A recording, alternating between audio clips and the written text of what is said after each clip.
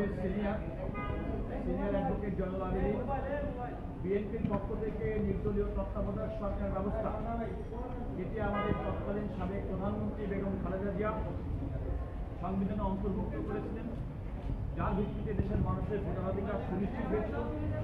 সেটি পরবর্তীতে সুপ্রিম কোর্টের আপিল বিভাগ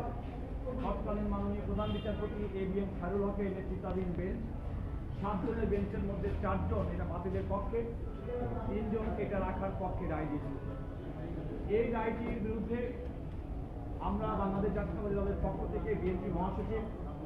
জনাব মির্জা ফখরুল ইসলাম আলমগীর একটি রিভিউ পিটিশন করেছিল, যে রিভিউ পিটিশনের উপরে আমাদের প্রাথমিক শুনানির পরে আদালত 3টি বিষয়ের উপরে লিভ গ্রহণ করেছিল, সেটার উপরে এখন শুনানি হচ্ছে। প্রথমটি হচ্ছে তৎকালীন সময়ে বিচারপতি এবিএম খায়রুল হক সাহেবের নেতৃত্বাধীন 7 জনের যে বেঞ্চ সর্বসম্মতভাবে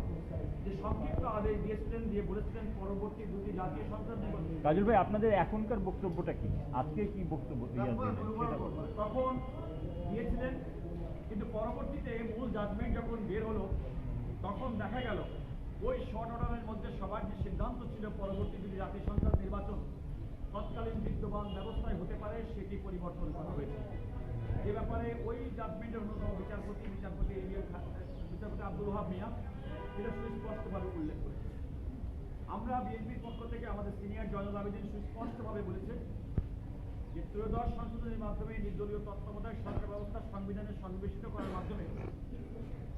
বিএনপি নেতৃত্বাধীন তৎকালীন সরকার বাংলাদেশের জনগণের ভোটাধিকার,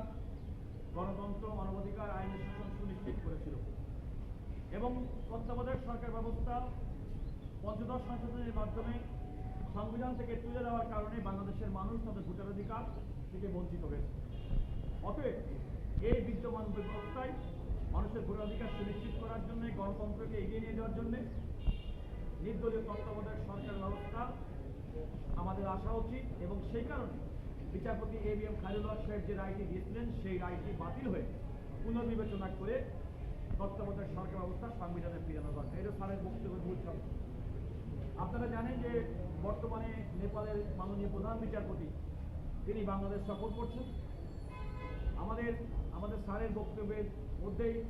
বাংলাদেশের মাননীয় প্রধান বিচারপতি বললেন যে নেপালের প্রধান বিচারপতি আজকে আমাদের আদালতে আমাদের কার্যক্রম পর্যবেক্ষণ করবেন